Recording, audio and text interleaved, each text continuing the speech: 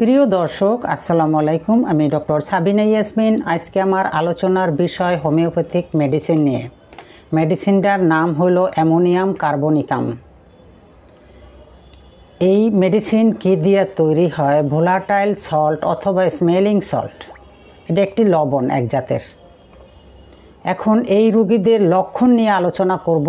কোন লক্ষণ হইলে এই রোগী এই ঔষধ খেতে পারবে?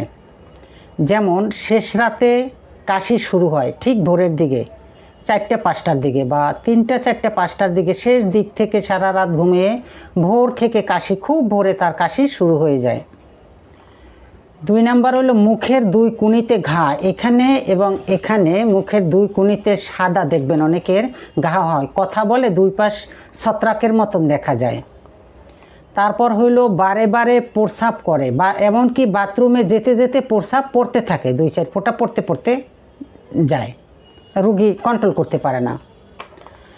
এরপর হলো রুগী সব কিছু ভুলে যায়, এক জায়গাটা রেখে সে খুঁজতে থাকে, আবার কিছুদিন পরে তার মনে পড়ে, যেখানে রাখে সেখানে ভুলে যায়। একজন একটা কথা বললে সেটাও তার রাখতে পারে না, পড়াশোনা করলেও মাথায় তার থাকে না।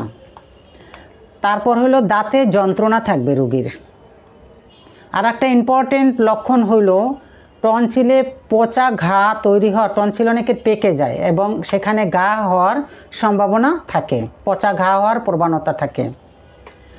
আর একটা পুরুষদের জন্য খেয়াল রাখবেন, অন্ডকোষে মানে ফটিকের মতন একটা পড়ে, চর্মরোগ, এবং সেখানে অসহ্য চুলকানি যন্ত্রণা। কোনো জায়গায় তার চুলকানি নেই, পুরুষের অন্ডকোষে ফুসকুরি ফুসকুরি পড়ে এবং তার ওখানে জ্বালাপোড়া করে, চুলকানি যন্ত্রণা করে। কানে কম শোনে, মাথা ব্যথা করে, আবার নাক বন্ধ হয়, মুখ দিয়ে শ্বাস করে। মেয়েদের বেলায় মাসিক হয়, মাসিক হইলে শুধু বমি হয়। এই ক্ষেত্রে এই ওষুধটি খুবই পারফেক্ট কাজ করে। শীত লাগলেই নাক দিয়ে পানি পড়ে, ঠান্ডা আসতে পারে না কিন্তু তার নাক দিয়ে পানি পড়তে থাকে। এবং হৃৎপিণ্ডে শ্বাস নিতে তার কষ্ট হয়, দম ফিরাইতে পারে না, হৃৎপিণ্ডটা তার দুর্বল, ব্রনকাইটিসে তার সমস্যা থাকে। শিশু গোসল করতে চায় না এবং বড়রাও এই রোগীর লক্ষণ হইল গোসল করতে চায় না, একটু অপরিষ্কার থাকতে তারা ভালোবাসে। ঘুমের মধ্যে তাদের দম বন্ধ হয়ে যায়। আর মেয়ে যারা, মহিলা যারা একটু মোটা সোটা এবং অলস প্রকৃতি হয়, কাজ ভালো লাগে না, এক জায়গায় বৈশা গল্প করতে তার খুব ভালো লাগে। যাদের হৃৎপিণ্ড দুর্বল, তারা এই দুর্বল এবং অলস, তারা এই ওষুধটি স্মরণ করতে পারেন। এবং পুরানো ব্রনকাইটিসের সমস্যা এ ধরনের রোগীদের জন্য।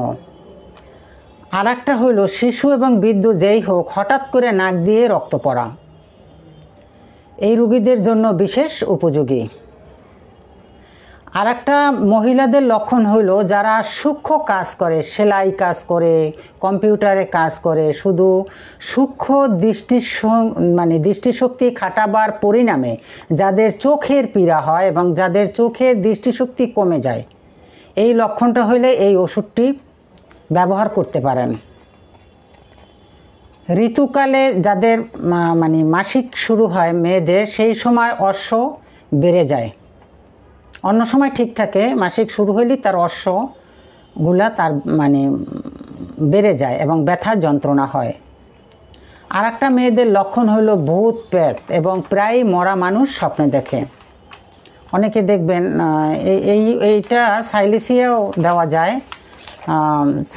দেওয়া যায়, সালফারও দেওয়া যায়, যে ভূতপাত মরা মানুষ স্বপ্নে দেখে। আমার একটা রুগী, তাকে সাইলিসিয়া, তাকে সালফার দেওয়ার পরে সে ভালো হয়ে গেছে। তা প্রিয় দর্শক, জানতে পারলেন কোন লক্ষণ হইলে আপনি এই ওষুধটি ব্যবহার করতে পারবেন।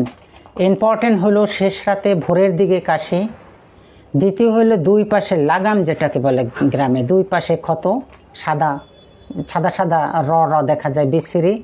3 নাম্বার হলো টনসিল পেকে গেলে পচে যাওয়ার সম্ভাবনা থাকলে। 4 নম্বর হলো সেলাই এবং সূক্ষ্ম কাজ করলে যদি দৃষ্টিশক্তি কমে যায়, আর ভূত প্রেত মরা মানুষ স্বপ্নে দেখা আজগুবি স্বপ্নে দেখে মানুষগুলা সেই রোগীদের জন্য। এবং প্রস্রাব বারে করে, প্রস্রাব করতে বাথরুমে যাইতে 2-1 ফোঁটা পড়তে যায়, এটা বিশেষ করে বয়স্ক মানুষদেরই হয়ে থাকে।